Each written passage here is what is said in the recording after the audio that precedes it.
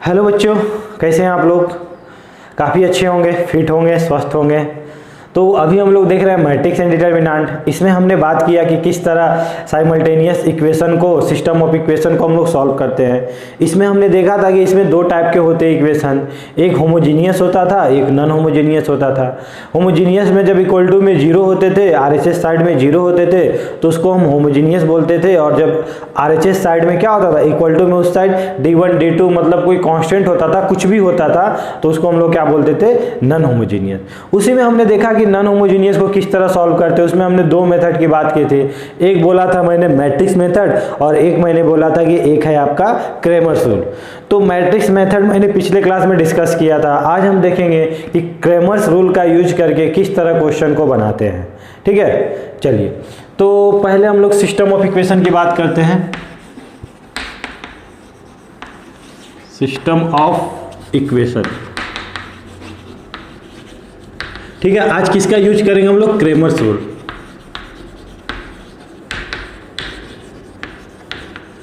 ठीक है, शायद यहां पे होता है। ठीक है, क्रेमर्स रूल।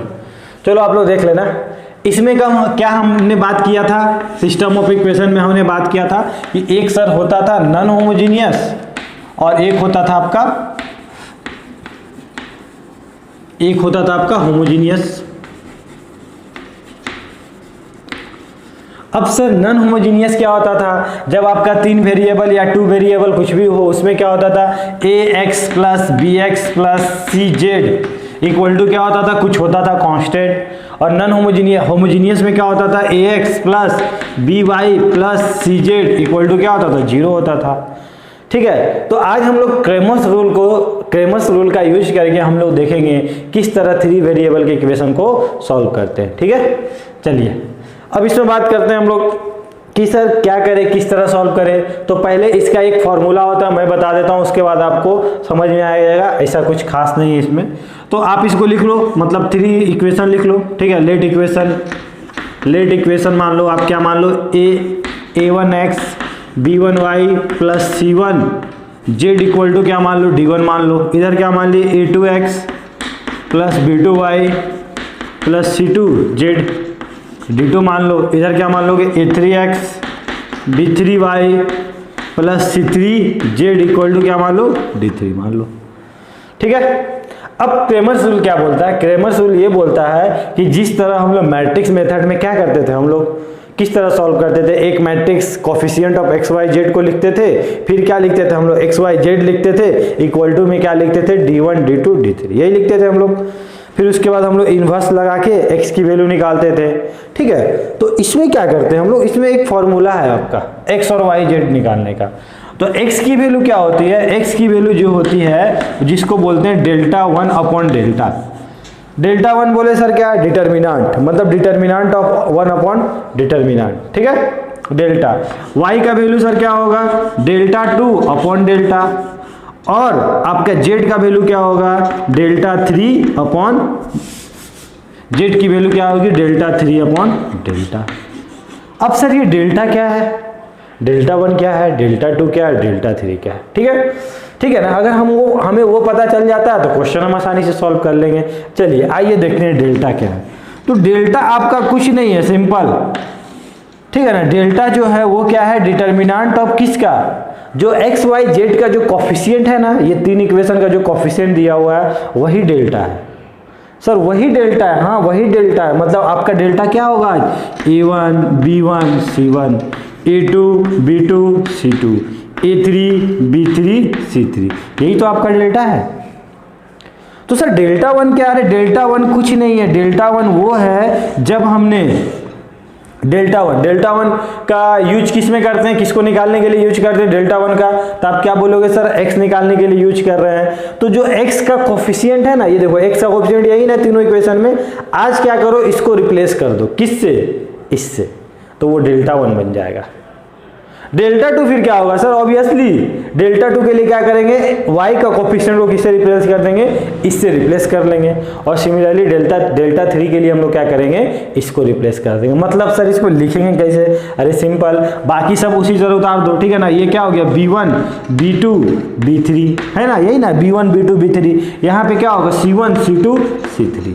लेकिन आज जहाँ a1 a2 a3 लिखते थे ना, वहाँ पे क्या लिखेंगे हम लोग, d1 d2 d3, बस ये आपका डेल्टा वन हो गया। मतलब इतना आसान है डेल्टा वन निकालना, बिल्कुल। तो डेल्टा टू क्या होगा सर, डेल्टा टू के लिए दूसरे जगह पे कर लो, तो दूसरा कौन है, ये वाला है, बाकी को इसी तरह रहने दो, a1 a2 a3। आज यहाँ पे क्या हो जाएगा, b1 b2 b3 की जगह d1 d2 d3। यहाँ क्या हो जाएगा, c1 c2 c3। तो डेल्टा थ्री क्या हो जाएगा सर, सिमिलरली क्या हो जाएगा, डेल्टा थ्री। अब क्या बोलोगे सर, डेल्टा थ्री हो जाएगा a1 a2 a3 b1 b2 b3, और ये क्या हो जाएगा, d1 d2 d3। नहीं आया समझ में। तो इस तरह हम लोग delta one, delta two, delta three और डेल्टा निकालते हैं। मतलब इतना आसान है क्या निकालना, बिल्कुल इस तरह हम लोग निकाल सकते हैं। ठीक है, अब इसमें एक क्वेश्चन कर लेते हैं तो आपका ज़्यादा कॉन्सेप्ट क्लियर हो जाएगा। इसको आप लोग नोट डाउन कर लो।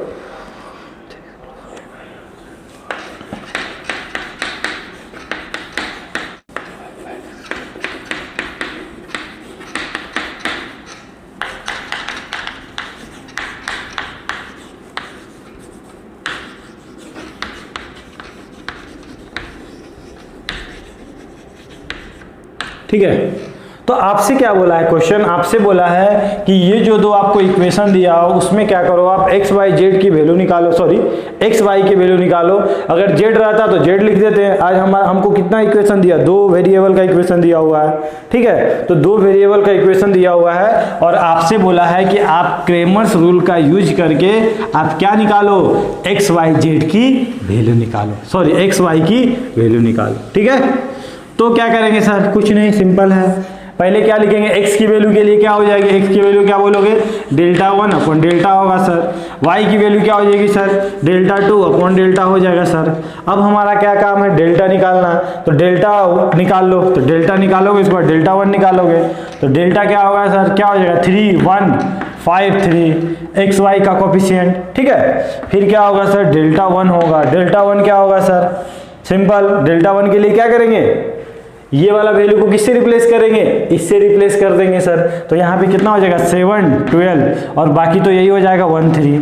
डेल्टा टू क्या हो जाएगा सर, तो डेल्टा टू हो जाएगा आपका, आप क्या बोलोगे, तो डेल्टा टू होगा हमारा 3y। आज हम क्या करेंगे, इसको चेंज कर देंगे d1 d2 जो हमारा था। ठीक है, तो इसको किस तरह सॉल्व करेंगे, डेल्टा का वैल्यू बताओ क्या होगा, 3 3 जा कितना हो जाएगा आपका 9 और ये क्या हो जाएगा 5, कितना हो गया आपका 4 हो गया। ठीक है ना, डेल्टा वन क्या हो जाएगा 21 माइनस 12 कितना हो गया, इसको अगर माइनस करोगे तो 8 9 हो जाएगा। ठीक है ना, डेल्टा टू क्या हो जाएगा, यहाँ पे क्या है आपका 3 5, डेल्टा टू क्या हो जाएगा, बात कितना हो जाएगा 36 और यहाँ पे 35, कितना हो गया 1।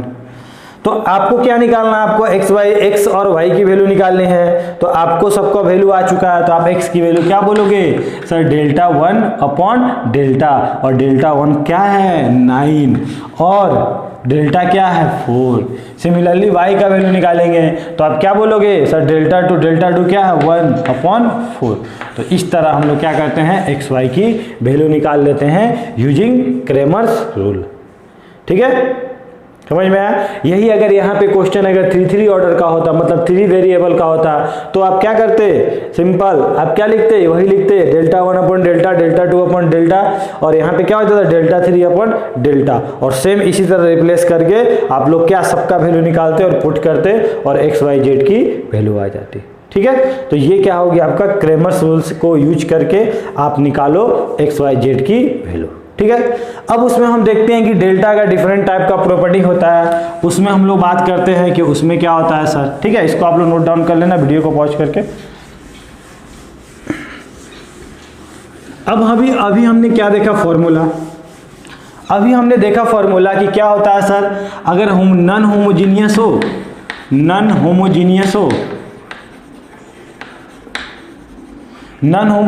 हो तो सर एक्स की वैल्यू क्या होती थी डेल्टा 1 अपॉन डेल्टा होती थी, इसको थोड़ा अच्छे से लिख देते हैं।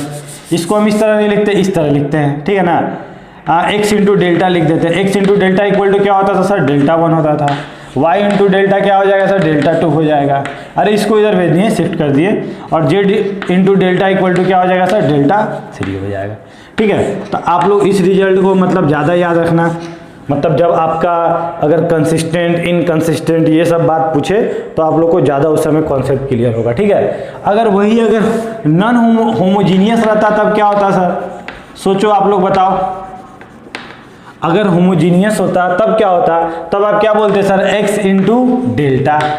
अब होमोजीनियस में क्या होता है, यही होता है ना, ax plus B Y plus C Z equal to 0 होता है। देखो अब तुम डेल्टा निकाल रहे होगे तब तो तुम्हारा डेल्टा आ गया होगा, सोचो डेल्टा आ गया होगा। लेकिन जिस दिन आप डेल्टा 1 निकालोगे तो आप फर्स्ट वाला एलिमेंट क्या पुट करोगे, 0 0 0, और आपको अरे सब में तो 0 0 ही आएगा ना, 3 इक्वेशन आएगा, तीनों तो 0 ही 0 आएगा उस साइड में, तो ये 0 0। तो आप क्या बोलोगे कि सर एक क्या हो गया, एक कॉलम 0 0 हो गया, इसका मतलब डेल्टा का वैल्यू क्या होगा, डिटर्मिनेंट की वैल्यू क्या हो रही होगी सर, 0 हो रही होगी। समझ में आ रहा है। तो यहाँ से सर डिटर्मिनेंट की वैल्यू 0 हो गई।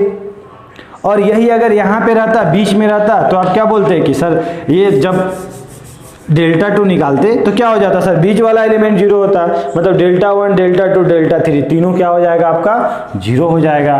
फिर आप क्या करेंगे सर, मतलब इसका मतलब क्या हो रहा होगा, यहाँ पे इधर इक्वल टू में क्या हो रहा होगा 0, इधर क्या हो रहा होगा डेल्टा इक्वल टू क्या हो रहा होगा 0, और यहाँ पे क्या हो रहा होगा, यहाँ पे भी क्या हो रहा होगा 0, मतलब डेल्टा 1 डेल्टा 2 डेल्टा 3 क्या है, 0 है। तो इस टाइप का फोटो बन रहा होगा उस केस में, ठीक है। अब यहाँ पे 2 केस होता है। यहाँ पे 2 केस क्या होता है सर, कि ये इक्वेशन तो ठीक है ना, ऐसा तो चल रहा होगा। मान लीजिए सर किसी दिन गलती से क्या हुआ, आपका जो डेल्टा था ना वो क्या हो गया, आपका डेल्टा जो था वो 0 हो गया, ठीक है। या सर कभी क्या हो गया, डेल्टा नहीं 0 हुआ होगा, 2 ही केस हुआ होगा, ठीक है। अब जब डेल्टा 0 हो गया होगा, सोचो डेल्टा अगर 0 हो गया होगा तो यहाँ पे भी 2 केस बना होगा। या तो सर क्या हो रहा होगा, या तो ये हो रहा होगा कि अगर ये वाला सब 0 हो गया तो ये वाला भी 0 हो गया होगा, ठीक है ना। तो या तो सर ये हो सकता है कि delta 1 equal to delta 2 equal to delta 3 भी क्या हो गया होगा सर, 0 हो गया होगा, ठीक है। और ये क्या हुआ होगा, मतलब तीनों 0 हो गया होगा, ठीक है ना, या तीनों 0 नहीं हुआ होगा, यही केस हो सकता है ना। या उसमें 2 0 हुआ होगा, 1 0 नहीं हुआ होगा, ठीक है। तो मान लो कि एटलीस्ट हम लोग मानते हैं कम से कम 1 0 नहीं हुआ होगा, ठीक है। तो मान लेते हैं at least 1 from delta 1 delta 2 and delta 3 not equal to 0, not 0, मतलब एक मान लीजिए सर आपका 0 नहीं हुआ होगा, तो लेट हम लोग मान लेते हैं कि जो डेल्टा 2 क्या था, 0 नहीं था, ठीक है। अरे कुछ भी हो सकता है ना, एक दिन हम क्या माने कि ये तीनों 0 हो गया, तीनों को हम मान लिए 0 हो गया होगा। अब तीनों को 0 माने होंगे तो क्या हुआ होगा, सोचो यहाँ पे क्या था, x था, ठीक है ना, यहाँ पे डेल्टा था, यहाँ क्या था, डेल्टा 1 था, ठीक है। तो डेल्टा की वैल्यू आपने क्या बोला, ऑलरेडी पहले मान के चले हो कि ये वाला वैल्यू क्या है सर, 0 है, और डेल्टा 1 और डेल्टा 2 सबकी वैल्यू 0 मान लिए, तो डेल्टा 1 की वैल्यू 0 हो रही होगी। अब आपसे पूछता हूँ, आप ये बताओ कि यहाँ पे x की क्या वैल्यू रखेगी इसको सेटिस्फाइड करेगा, तो आप क्या बोलोगे सर, x की वैल्यू 1 रखो सेटिस्फाइड करेगा, 2 रखो तो सेटिस्फाई करेगा, 100 रखो तो सेटिस्फाइड करेगा। क्यों, 100 इंटू 0 क्या हो जाएगा, 0 0 इक्वल टू 0, मतलब बहुत सारा वैल्यू सेटिस्फाई कर रहा है जिसको हम काउंट नहीं कर पा रहे हैं। काउंट कर पा रहे हैं क्या, तो आप क्या बोलोगे कि सर यहाँ पे जो x की वैल्यू हो रही होगी वो क्या हो रही होगी सर, इनफाइनाइट सॉल्यूशन दे रही होगी, इनफाइनाइट सॉल्यूशन दे रही होगी सर, ठीक है ना। अब सर कुछ ना कुछ सॉल्यूशन तो दे ही रही है, कुछ भी वैल्यू दे रही है, तो यहाँ पे और हम क्या बोल सकते हैं कि जो सॉल्यूशन आ रहा होगा वो क्या रहेगा, कंसिस्टेंट आ रहा होगा सर, मतलब कुछ सॉल्यूशन तो आ ही रहा होगा, कुछ अव्यवहारिक टाइप का बात नहीं हो रहा होगा सर, वहाँ पे कुछ ना कुछ आ रहा होगा। अब सर यहाँ पे देखते हैं कि अब क्या बोला, एट लीस्ट 1 क्या बोल दिया, at least one from delta 1 delta 2 and delta 3 not zero. मतलब मान लो एक जीरो होने से मना कर दिया, या डेल्टा 1 मना कर दिया, या डेल्टा 2 या डेल्टा 3। मान लो आज के दिन डेल्टा 2 क्या बोला, हम तो जीरो नहीं होंगे, तो क्या होगा सर, मान लो डेल्टा 2 जीरो नहीं होगा तो क्या हो जाएगा, इधर x इंटू डेल्टा, मान लो सॉरी y इंटू डेल्टा, और इधर कौन है डेल्टा 2, और ये जीरो नहीं है, और ये वाला लेकिन सर क्या है, जीरो है। ये वाला वैल्यू क्या है मेरा, इसी के लिए ना केस हम लोग देख रहे हैं, तो ये वाला वैल्यू क्या है सर, जीरो। अब देखो तो y इंटू जीरो जीरो, और ये वाला क्या है, जीरो नहीं है, मतलब कुछ भी वैल्यू दे रहा होगा, 2 3 -2 -3 कुछ भी दे रहा होगा सर। अब क्या दोनों सेटिस्फाई कर रहा है क्या इक्वेशन, तो और नीचे भी चला जाएगा तो आप बोलोगे नहीं सर सेटिस्फाई तो नहीं कर रहा है, कोई वैल्यू नहीं आ रहा है सर। तो क्या करें सर, इसका मतलब यहाँ पे कोई वैल्यू नहीं आ रहा है, तो हम क्या बोलेंगे कि सर यहाँ पे जो इक्वेशन था वो क्या हो गया, इनकंसिस्टेंट हो गया। और आप क्या बोलोगे कि सर नो सॉल्यूशन, कोई सॉल्यूशन नहीं आ रहा सर। क्यों सर, हम यहाँ सेटिस्फाई तो कर ही नहीं रहा, लेकिन यहाँ पे तो हर एक वैल्यू सेटिस्फाई कर रहा था। अगर y into zero equal to zero लेते तो सेटिस्फाइड करता, z इंटू जीरो जीरो लेते तो सेटिस्फाइड करता, लेकिन यहाँ पे तो सर कुछ कर ही नहीं रहा है, तो हम क्या बोलेंगे यहाँ पे, नो सॉल्यूशन। क्या बोलेंगे, नो सॉल्यूशन। और क्या बोलेंगे इसको, इनकंसिस्टेंट, मतलब अच्छा चीज नहीं दे रहा सर, बहुत खराब चीज हो चुका है यहाँ पे, इनकंसिस्टेंट।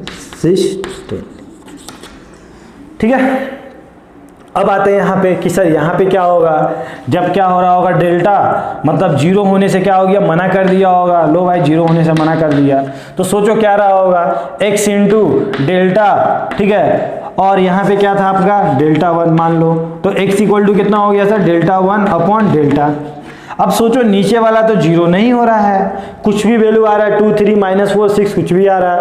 और सर ऊपर वाला अगर जीरो भी हो जाता तो क्या बिगाड़ लेगा, 0 अपॉन समथिंग जीरो होगा, 2 अपॉन समथिंग कोई वैल्यू देगा, 100 अपॉन समथिंग कुछ वैल्यू दे रहा होगा। मतलब यहाँ क्या बोल रहे होगे कि सर ये जो सॉल्यूशन है ये भी क्या है, जो डेल्टा जब नॉट इक्वल टू जीरो होगा, किसमें, आपका नॉन होमोजेनियस में, तो ये सॉल्यूशन देगा, क्या देगा, यूनिक सॉल्यूशन देगा सर, यूनिक सॉल्यूशन। मतलब जिस दिन आप 2 पुट कर रहे होगे, यहाँ पे 2 आ गया होगा और यहाँ 5 आ गया होगा, तो 5/2 दे देगा, x की वैल्यू 5/2, और वो क्या होगा, यूनिक सॉल्यूशन हो रहा होगा। और यहाँ पे जो होगा ये कुछ तो वैल्यू आ ही रही है, तो इसको हम क्या बोलेंगे, कंसिस्टेंट। ठीक है, कॉन्सेप्ट क्लियर हुआ। ठीक है, जब क्वेश्चन आएगा आपका जेई में, जेई के लिए काफी इंपॉर्टेंट है, जेई मेंस और एडवांस के लिए, इसलिए आपको ये सब पूरा कॉन्सेप्ट क्लियर होना चाहिए, एक एकदम क्रिस्टल की तरह। ठीक है, तो अब सर यहाँ पे क्या करें, यहाँ पे सर क्या करें, सर यहाँ पे भी दो बात होगा क्या, अरे बिल्कुल, जब वहाँ पे हुआ तो यहाँ पे क्यों नहीं होगा, यहाँ पे भी दो बात होगा। तो एक क्या होगा सर, यहाँ पे भी जैसे मतलब एक बार क्या हुआ सर, डेल्टा क्या हुआ, जीरो हो गया होगा, और एक बार क्या हो गया, delta not equal to zero हुआ होगा, दो ही बात हो रहा होगा, उससे ज़्यादा क्या हो सकता है। अब डेल्टा इक्वल टू जीरो हुआ होगा तब देखते हैं, delta not equal to zero होगा तब देखते हैं। ठीक है, तो मान लो यहाँ पे क्या हो गया, यहाँ पे जो आपका इक्वेशन था वो क्या था, x इक्वल टू क्या था आपका, डेल्टा था, इक्वल टू क्या था, जीरो था। और यहाँ पे क्या बोला, डेल्टा क्या बोला कि हम जीरो नहीं रहेंगे, तुम कुछ भी कर लो हम जीरो नहीं रहेंगे। चलो जीरो नहीं है, तो मान लो अगर जीरो नहीं है ये वाला वैल्यू, ये जीरो नहीं है, तो किसी दिन अगर ये नीचे चला गया तो x इक्वल टू, इधर तो जीरो ही है, इसको तो कोई नहीं हटा सकता है, ये तो अपना मतलब जमा चुका है अपना जगह होमोजीनियस में कि हम तो जीरो ही रहेंगे, और अपॉन में डेल्टा हो जाएगा। तो आप क्या बोलोगे सर, x की वैल्यू कितनी आएगी, something by zero by something, क्या बोलोगे सर, ऑलवेज जीरो आएगी। तो x की वैल्यू कितनी आएगी, जीरो आएगी सर। तो क्या सर y की वैल्यू जीरो आएगी, बिल्कुल, ये कुछ वैल्यू दे रहा होगा उसको, जीरो अपॉन समथिंग क्या होगा, जीरो देगा। ये वाला क्या दे रहा है, कुछ जीरो दे रहा होगा, मतलब आप क्या बोलोगे कि sir x equal to Y equal to Z equal to सभी की वैल्यू क्या हो रही होगी सर, जीरो हो रही होगी। मतलब ये कौन सा सॉल्यूशन दे रहा होगा होमोजीनियस में, जब होमोजीनियस इक्वेशन होता है और delta not equal to zero होगा तो क्या देगा, ओनली क्या देगा, एक्स वाई जेड तीनों की वैल्यू क्या देगी, जीरो देगी। समझ में आ रहा है, मतलब एक ही सॉल्यूशन देगा, वो सॉल्यूशन क्या रहेगा, x equal to zero, y equal to zero, z equal to zero. मतलब वहां पे कुछ भी कर लो वो मानने को तैयार ही नहीं है, वो तो बोला नहीं हम तो जीरो देंगे, हम तो जीरो देंगे। ठीक है ना, तो हम तो जीरो देंगे, हम तो जीरो देंगे, वो अपने बात पे अड़ चुका है। तो इस टाइप के इक्वेशन को क्या बोलते हैं, जब ये वाला जो होता है, जब मतलब क्या बोलते हैं उसको, मतलब एकदम मान गया कि जीरो ही देंगे, तो उसको क्या बोल देंगे हम लोग, ट्राइवल। क्या बोलते हैं, ट्राइवल। ठीक है, ट्रिवियल या ट्राइवल जो बोलो, ट्रिवियल। ठीक है ना, अब सर ट्रिवियल मतलब ट्राइबल मतलब क्या होता है, आदिवासी। और वो क्या बोल रहा है कि हम तो वही मतलब हम तो हमेशा क्या रहेंगे, जीरो ही रहेंगे। तो उस तरह से आप याद रखना, ठीक है ना, कि वो अपने बात पे अड़ा हुआ है, ठीक है। अब क्या सर, अब वो ट्रिवियल हो गया तो ये क्या होगा, ऑब्वियसली नॉन ट्रिवियल हो रहा होगा। फिर भी हम देखते हैं कैसे हो रहा है। अब क्या बोला, डेल्टा क्या बोला, हम तो जीरो रहेंगे। चलो जीरो रहो भाई। तो मान लो x इंटू यहाँ क्या हो गया, जीरो इक्वल टू जीरो। अब फिर आप क्या बोलोगे कि सर यहाँ पे x की वैल्यू 1 रखिए तो सेटिस्फाई करेगा, 2 रखिए तो सेटिस्फाई करेगा, 100 रखिए तो सेटिस्फाइड करेगा। तो यहाँ पे क्या बोलोगे, कितना सॉल्यूशन होगा, तो आप क्या बोलोगे, इनफाइनाइट सॉल्यूशन होगा सर, ठीक है, इनफाइनाइट सॉल्यूशन, ठीक है। और क्या बोलोगे कि सर ये जो होगा वो ट्रिवियल है, तो ये क्या हो जाएगा, नॉन ट्रिवियल, नॉन ट्रिवियल, ठीक है, कोई दिक्कत। अब यहाँ पे एक और चीज आपको, जब क्वेश्चन सॉल्व करोगे तो आपको एक और होमोजीनियस का इक्वेशन रहेगा और बोलेगा कि वो जो सॉल्यूशन दे रहा है वो क्या दे रहा है, नॉन जीरो सॉल्यूशन दे रहा है। तो इसको क्या बोलोगे कि ये जीरो सॉल्यूशन दे रहा है, और इसको क्या बोलोगे, गिव्स, क्या बोलोगे, गिव्स नॉन जीरो। या आपसे क्वेश्चन ही पूछ सकता है होमोजीनियस इक्वेशन देके कि वो क्या है, मोर देन, मतलब एटलीस्ट कम से कम तो सॉल्यूशन दे रहा होगा अदर देन जीरो, तो भी आप समझोगे कि नॉन ट्रिवियल की बात कर रही है। समझ में आया, कॉन्सेप्ट क्लियर हुआ। तो ये आपका है मतलब कंसिस्टेंट, और एक टर्म आया आपका ट्रिवियल और नॉन ट्रिवियल, ठीक है, समझ में आया। तो इसको अच्छे से नोट डाउन कर लो और इस पे क्वेश्चन करते हैं। और आप लोग सिंपल याद रखना कि जब हम लोग नॉन होमोजीनियस की बात करते हैं, सॉरी नॉन होमोजीनियस की बात करते हैं, तो हम किसकी बात करते हैं, कंसिस्टेंट की बात करते हैं, ये याद रखना, ठीक है। जब नॉन होमोजीनियस होगा तभी कंसिस्टेंट या इनकंसिस्टेंट की बात करेंगे, और जब होमोजीनियस होगा तो आप किसकी बात करोगे, ट्रिवियल, ट्रिवियल, ट्रिवियल, शायद ट्रिवियल होगा, ठीक है, ठीक है, ट्रिवियल और नॉन ट्रिवियल की बात करते हैं, ठीक है। तो इतना तो आप लोग याद ही रखना हमेशा, अगर जेई में अगर अच्छा करना चाहते हो तो, ठीक है। अब सर नॉन ट्रिवियल में क्या होता है, नॉन ट्रिवियल में sir delta equal to zero होता है। ट्रिवियल में क्या होता है sir, delta not equal to zero होता है सर। कंसिस्टेंट में क्या होता है सर, कंसिस्टेंट में भी हमने दो बात किया था, एक डेल्टा इक्वल टू जीरो, लेकिन उसके लिए कंडीशन देखना पड़ेगा, ठीक है। तो इस तरह हम लोग क्या करते हैं, मतलब डेल्टा का यूज करके, क्रेमर्स रूल का यूज करके हम लोग कंसिस्टेंट, इनकंसिस्टेंट, ट्रिवियल और इन ट्रिवियल के बारे में जानते हैं, ठीक है। तो आप लोग इसको अच्छे से नोट डाउन कर लो, कुछ एक क्वेश्चन देखते हैं तो आपको ज्यादा समझ में आएगा, ठीक है। एक क्वेश्चन देखते हैं हम लोग, काफी अच्छा क्वेश्चन है, ठीक है। अभी जो हमने पढ़ा उसी कॉन्सेप्ट पे आधारित है। क्या है question, if the system of the linear equation this, आपको दिया हुआ है लीनियर इक्वेशन दिया हुआ है। अब क्या है सर, ये सिस्टम ऑफ लीनियर इक्वेशन क्या है, होमोजीनियस है कि नॉन होमोजीनियस है। तो इस साइड में क्या दिया हुआ है, कुछ नहीं दिया हुआ, मतलब 0 0 दिया हुआ है। तो आप क्या बोलोगे कि सर ये जो है ये कौन सा सोल्यूशन है, कौन सा सिस्टम ऑफ इक्वेशन है, ये तो सर होमोजीनियस है सर, ठीक है। अब हम लोग देखते हैं क्या बोला है, has non zero solution then A B C are in, मतलब क्या बोला है, इसका नॉन जीरो सॉल्यूशन है। अब होमोजीनियस है, अब होमोजीनियस में दो ही बात करते थे, या क्या होता था X Y Z equal to zero होता था, या एक्स वाई जेड क्या हमने देखा था, इनफाइनाइट सॉल्यूशन होता था। मतलब उस दिन हम क्या बोलते थे, एक जीरो सॉल्यूशन होता था और एक नॉन जीरो सॉल्यूशन होता था। और नॉन जीरो सॉल्यूशन का बात करते थे तो हम लोग क्या बोलते थे कि सर वो नॉन ट्राइबल है, और नॉन ट्राइबल है तो डेल्टा इक्वल टू क्या होता था, जीरो होता था। मतलब आपको इनडायरेक्टली क्या दिया हुआ है, ये इनडायरेक्टली दिया हुआ है कि ये जो है नॉन जीरो सॉल्यूशन का मतलब क्या बोल रहा है कि सर ये क्या है, मेरा ट्रिवियल है, नॉन ट्रिवियल है, सॉरी नॉन ट्रिवियल है सर, नॉन ट्रिवियल है, ठीक है। अब क्या सर नॉन ट्रिवियल है तो इसका मतलब डेल्टा इक्वल टू जीरो है, और डेल्टा आपको निकालने आता है। डेल्टा क्या होगा आपका 1 1 1, y का कोफिशिएंट 2a 3b और क्या है 4c, और यहाँ पे क्या हो जाएगा a b c। अब हमें क्या करना है, डिटर्मिनेंट को सॉल्व करना है। अब देखो तो कुछ कॉमन आ रहा है क्या, नहीं आ रहा है। किसी को ऐड करने पे कुछ कॉमन आ रहा है, नहीं आ रहा है, ठीक है। तो सर यहाँ 1 1 है, हम क्या कर सकते हैं, 2 0 बना सकते हैं, ठीक है, फिर सॉल्व कर सकते हैं। या इसको सिंपल भी इस तरह एक्सपेंड कर दो, ठीक है ना, तो भी क्वेश्चन बन जाएगा। तो इसको सिंपली क्या करो, सिंपली एक्सपेंड कर दो। ठीक है, तो सिंपली भी एक्सपेंड कर दोगे तो क्या हो जाएगा आपका आ जाएगा। तो क्या करोगे, बाहर में क्या लिखोगे 1, इसको इससे मल्टीप्लाइड करोगे तो कितना होगा 3bc। ठीक है, फिर आपने इसको इससे मल्टीप्लाइड किया तो कितना हो गया -4bc। ठीक है, माइनस क्या हो जाएगा यहाँ पे 2a हो जाएगा। ठीक है, फिर आपने इसको इससे मल्टीप्लाइड किया तो c माइनस बी हो गया। यहाँ पे यहाँ क्या हो गया c माइनस बी हो गया। ठीक है, फिर आप बाहर में किसको रखे a रखे, a को रखे, इसको इससे मल्टीप्लाइड किए तो कितना हो गया 4c माइनस कितना हो गया 3b, और ये क्या है इक्वल टू 0 है सर। तो क्या करोगे यहाँ पे आप इसको सॉल्व कर लो, ये वाला कितना हो गया माइनस, इसको इससे माइनस किए तो कितना हो गया -bc, इसको इससे मल्टीप्लाइड किया तो कितना हो गया -2ac प्लस 2ab। ठीक है, प्लस 4ac माइनस कितना हो गया 3ab हो गया इक्वल टू 0 हो गया। ठीक है, अब देखते हैं क्या कर सकते हैं। तो यहाँ पे क्या है आपका -2ac और यहाँ पे क्या है आपका 4ac, तो अब कितना होगा, ये दोनों माइनस हो गया तो कितना हो गया 2ac हो गया। ठीक है, यहाँ पे कितना है 2ab और ये वाला ab, तो कितना हो गया -ab, और यहाँ पे कौन है, यहाँ पे -bc है। तो एक काम करो, माइनस वाले को उधर लेके चले जाओ, कितना हो गया bc plus ab equal to क्या हो गया 2ac। एक काम करो कि टोटल को किसे डिवाइड कर दो, abc से डिवाइड कर दो, इधर भी abc से डिवाइड कर दो।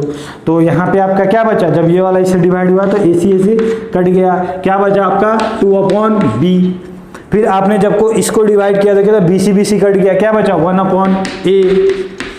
ठीक है, और जब हमने इसको डिवाइड किया तो 1/c, और आपको क्या दिख रहा है, याद होगा ये वाला क्या दिख रहा हो कि सर ये तो सर जब अगर a plus c equal to 2b होता था तो किस में होता था ap में होता था, लेकिन आज सर उसका रेसिप्रोकल है, और रेसिप्रोकल है तो ये किस में है hp में है। तो आप क्या बोलोगे कि सर ये जो हमारा था abc क्या हो रहा होगा था abc r in hp हो रहा है सर।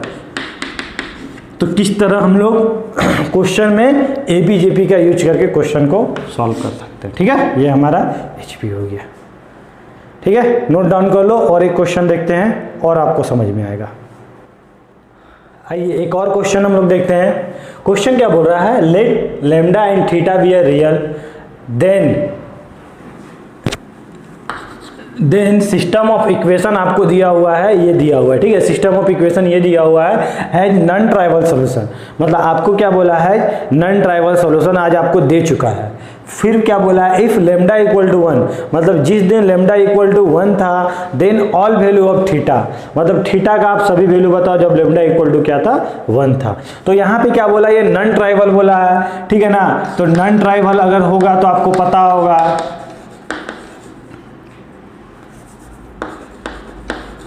Non tribal solution. सो क्या बोलोगे कि सर नॉन ट्राइवल है ना, इसका मतलब क्या हो रहा होगा, डेल्टा जो हो रहा होगा सर पक्का 0 हो रहा होगा। और डेल्टा क्या है, डेल्टा आपको पता है, डेल्टा आप देख के बता सकते हो डेल्टा क्या है आपका, क्या बोलोगे सर लेमडा, फिर यहाँ पे क्या है साइन थीटा, और यहाँ पे क्या है सर कॉस थीटा है, यही है ना डेल्टा आपका, सॉरी लेमडा। तो आप क्या बोलोगे सर यहाँ पे क्या हो गया सर कॉस थीटा हो गया, यहाँ पे 1 कॉस थीटा साइन थीटा, यहाँ पे कौन है -1 साइन थीटा, फिर यहाँ पे क्या बोलोगे माइनस कॉस थीटा, और यहाँ क्या हो जाएगा आपका 0। अब इसको सॉल्व करते हैं। अब इसमें हम क्या देखेंगे कि सर ज़्यादा 0 क्रिएट करें या कुछ कॉमन ले, तो आप यहाँ पे देखोगे सर यहाँ पे कुछ कॉमन भी नहीं आ रहा है और आप 0 भी क्रिएट नहीं कर पा रहे हो। हाँ एक काम कर सकते हो, आप जब इस दोनों को ऐड करोगे ना या इस दोनों को ऐड कर दोगे तो क्या होगा 1 + 1 क्या होगा 0 हो जाएगा। फिर क्या होगा ये सब बड़ा टर्म आ जाएगा, ठीक है ना, फिर कोई फायदा नहीं हो रहा है।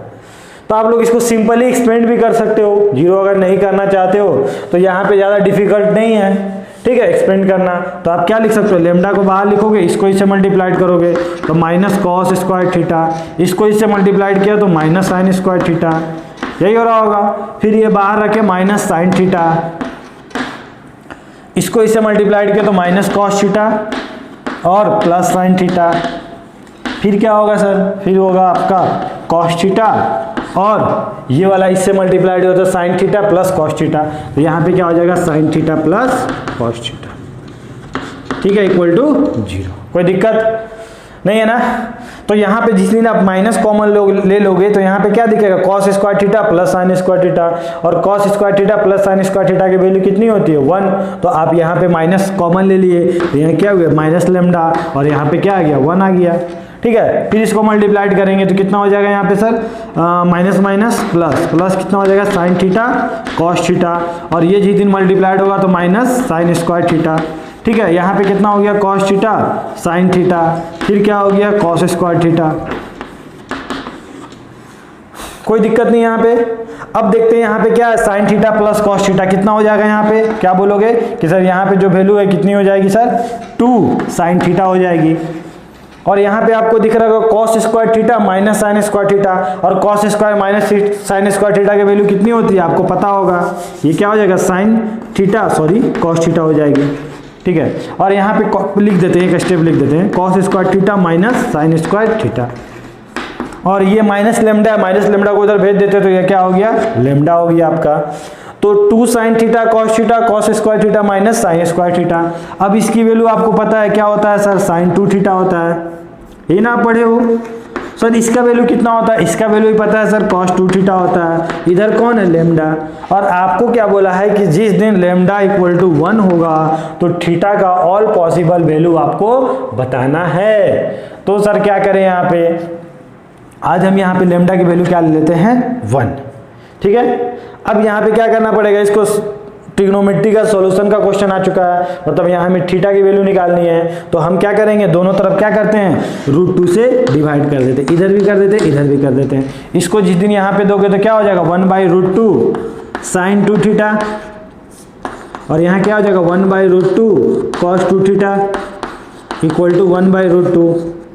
ठीक है, अब आप यहाँ क्या कर सकते हो कि सर यहाँ पे एक काम करते हैं, यहाँ पे या तो इसको साइन a प्लस बी के टर्म में तोड़ सकते हैं या कॉस a प्लस बी। तो हम लोग ज़्यादा किसको प्रीफेयर करते हैं, कॉस को प्रीफेयर करते हैं। तो कॉस को क्यों करते हैं सर, कि उसका सॉल्यूशन काफ़ी अच्छा टाइप का दिखता है हमें।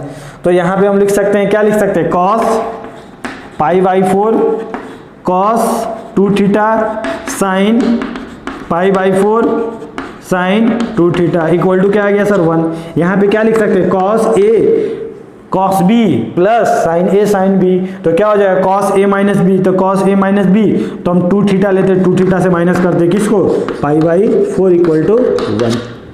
ठीक है, अब इधर कॉस इक्वल टू समथिंग है तो इसका वैल्यू क्या रखें कि ये वाला क्या आ जाए 1/√2 आ जाए सर।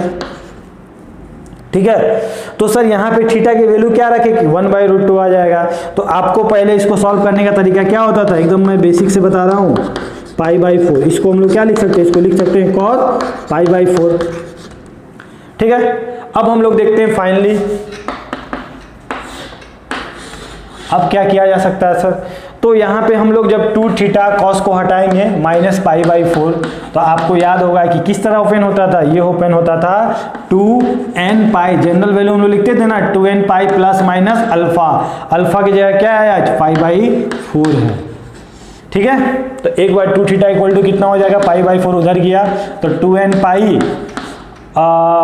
π प्लस माइनस π/4 और ये क्या हो गया प्लस π/4। तो एक बार जब हमने यहाँ प्लस साइन लोगे तो ये वाला कितना हो जाएगा 2 थीटा इक्वल टू कितना हो जाएगा 2n π, और जब मैंने प्लस साइन लिया तो ये दोनों कितना हो गया π/2, और जब मैंने एक बार माइनस साइन लेंगे, ठीक है, 2 थीटा इक्वल टू क्या होगा, एक बार जब मैंने माइनस साइन लिया यहाँ पे माइनस साइन लिया, ठीक है, तो ये दोनों कट गया और क्या बचा 2n π। समझ में आ रहा है ना आपको। ठीक है, अब क्या करें सर, थीटा को डिवाइड करें, 2 को डिवाइड कर देते, थीटा इक्वल टू कितना हो जाएगा n π प्लस π/4, और यहाँ कितना हो जाएगा थीटा इक्वल टू n π। तो देखो तो कोई ऑप्शन इस टाइप का दिख रहा है क्या, इस टाइप का कोई ऑप्शन दिख रहा है, हाँ तो आपको दिख रहा है ये वाला, दिख रहा है ना ये वाला, तो आपका सॉल्यूशन क्या हो गया, ये हो गया n π प्लस π/4 n π। समझ में आई बात। तो इस तरह हम लोग क्वेश्चन बनाते हैं। ठीक है, और एक लास्ट क्वेश्चन देख लेते हैं, उसके बाद आपका कॉन्सेप्ट पूरा क्लियर हो जाएगा। नोट डाउन कर लो आप लोग। एक और क्वेश्चन देखते हैं हम लोग, इसको देखने के बाद आपको हर चीज काफी कॉन्सेप्ट क्लियर हो जाएगा, हर चीज अच्छे से समझ में आने लगेगा। ठीक है, क्वेश्चन क्या बोल रहा है, if the system of equation x - 2y + z = a 2x plus Y minus 2z equal to B, और क्या बोला है x plus 3y minus 3z equal to C, have at least one solution. ठीक है ना, आज आपको क्या बोला है, मतलब कम से कम एक सॉल्यूशन होना चाहिए। देखते हैं किसका बात कर रहा है, देन कौन सा सेटिस्फाइड कर रहा है, कौन सा कंडीशन सेटिस्फाई कर रहा होगा, ये हमसे पूछ रहा है। तो पहले हम देखते हैं कि सर ये होमोजीनियस है कि नॉन होमोजीनियस है। तो यहाँ पे चिल्ला चिल्ला के बोल रहा है कि सर हम तो नॉन होमोजीनियस है, क्योंकि आज हमारे इधर में क्या है, जीरो नहीं है, और जीरो नहीं है तो नॉन होमोजीनियस। अब हम लोग नॉन होमोजीनियस में दो बात करते थे, एक क्या बोलते थे कि जब डेल्टा इक्वल टू जीरो हो और जब delta not equal to zero हो। तो पहले हम लोग देखते हैं कि डेल्टा इसका क्या है, उसके बाद ही हम लोग आगे चलेंगे। ठीक है, तो हम लोग पहले इसका डेल्टा निकालते हैं, उसके बाद डिसाइड करेंगे कि क्या करना है नहीं करना है। तो डेल्टा जिस दिन आप निकालोगे तो क्या बोलोगे कि सर डेल्टा है इसका 1 माइनस 2, 1 क्या है 2, 1 माइनस 2, और इसके बाद क्या होगा 1 3 माइनस 3। देखते हैं क्या आता है, 1 को बाहर रखो, इसको मल्टीप्लाइड किया तो माइनस 3, और ये वाला कितना हो गया प्लस 6, माइनस बोले तो 2, ये वाला इससे मल्टीप्लाइड हुआ गया तो माइनस 6, ये इससे मल्टीप्लाइड हुआ तो प्लस 2, फिर ये वाला कितना हो गया सर 1 हो गया, और इसको इससे मल्टीप्लाइड किया तो 6 माइनस 1। ठीक है, यहाँ कितना आ गया 3 आ गया, यहाँ पे -4 अगर इससे मल्टीप्लाइड हो गया तो कितना हो गया -8 प्लस 5, और ये वाला आपको दिख रहा होगा कि 8 माइनस 8 सर क्या आ गया 0 आ गया। मतलब मेरा जो डेल्टा था वो क्या हो गया 0 हो गया। अब सर इसका हमने दो केस पढ़ा था, एक केस क्या पढ़ा था, डेल्टा जब 0 हो तो हमको आज इसी में खेलना है। अब इसमें सर दो बात होता था, एक बात क्या होता था जब delta 1 equal to delta 2 equal to delta 3 क्या होता था सर 0 होता था, या क्या होता था सर डेल्टा 1 इक्वल टू मतलब इसमें से कोई भी एक क्या होता था, मान लो डेल्टा 2 क्या हो गया 0 होने से मना कर दिया, और जब डेल्टा 2 या डेल्टा 1 कोई भी 0 होने से मना कर देता था तो हम क्या बोलते थे कि सर यहाँ से तो नो सॉल्यूशन आ रहा है। तो यहाँ से क्या सॉल्यूशन आ रहा है सर, यहाँ से इनफाइनाइट सॉल्यूशन आता था। ठीक है ना, क्यों, क्योंकि सर हमने पढ़ा था कि x डेल्टा इक्वल टू क्या होता है डेल्टा 1, तो जब हमने डेल्टा का वैल्यू 0 पुट कर दिया और ये भी 0 आ जाता था तो हम क्या बोलते थे कि यहाँ पे इनफाइनाइट सॉल्यूशन, और यहाँ से क्या आता था नो सॉल्यूशन, यही हमने देखा था। ठीक है, डेल्टा 2 अगर नॉट इक्वल या कोई भी 0 हो गया तो नॉट इक्वल टू 0 हुआ तो। अब सर यहाँ पे क्या है कि सर यहाँ पे क्या बोला एटलीस्ट वन सॉल्यूशन आना चाहिए। अरे जब इनफाइनाइट सॉल्यूशन आ रहा होगा तो एक सॉल्यूशन तो आ ही रहा होगा, तो इसके लिए आप कौन सा कंडीशन को फॉलो करोगे, डेल्टा इक्वल टू तो 0 आ चुका है। अब आपको एबीसी का रिलेशन चाहिए तो आप क्या बोलोगे कि सर डेल्टा 1 डेल्टा 2 डेल्टा 3 तीनों क्या हो रहा होगा सर 0 हो रहा होगा। क्यों, क्योंकि हमको एटलीस्ट वन सॉल्यूशन चाहिए ठीक है, फॉर एटलीस्ट वन सॉल्यूशन। ठीक है, डेल्टा 1 या डेल्टा 2 या डेल्टा 3 इक्वल टू 0। ठीक है ना, इक्वल टू क्या हो रहा होगा इक्वल्स टू 0। तो आप किसी को 0 से इक्वेट करके वैल्यू निकालोगे तो जो आपका आंसर हो रहा होगा वही आ रहा होगा। तो मान लो डेल्टा 1 मान लेते हैं कि डेल्टा 1 आज 0 है, तो डेल्टा 1 के लिए हम लोग क्या करेंगे, डेल्टा 1 किस तरह पुट करते थे d1 d2 d3 क्या हो जाएगा यहाँ पे आ जाएगा, तो यहाँ पे क्या हो जाएगा a b c, बाकी टर्म इसी तरह उतर जाएगा, क्या है -2 1 1 -2 3 -3। ठीक है, ये क्या हो गया 0 हो गया। अब इसको क्या रखोगे, a को बाहर रखोगे, इसको इससे मल्टीप्लाइड किया तो -3 + 6 यही होगा। ठीक है, फिर क्या हमने रखा बाहर, 2 को बाहर रखा, फिर हमने क्या किया इसको इससे मल्टीप्लाइड किया तो कितना हो गया -3b, और ये इससे मल्टीप्लाइड हुआ तो +2c हो गया सर। फिर फाइनली क्या हो गया 1 और कितना हो गया 3b - c = 0। ठीक है, तो यहाँ पे कितना हो गया सर, ये वाला कितना हो गया 3 आ गया सर, ये वाला कितना है सर -6b, और ये कितना हो गया 4c, और उधर कितना हो गया सर 3b - c = 0।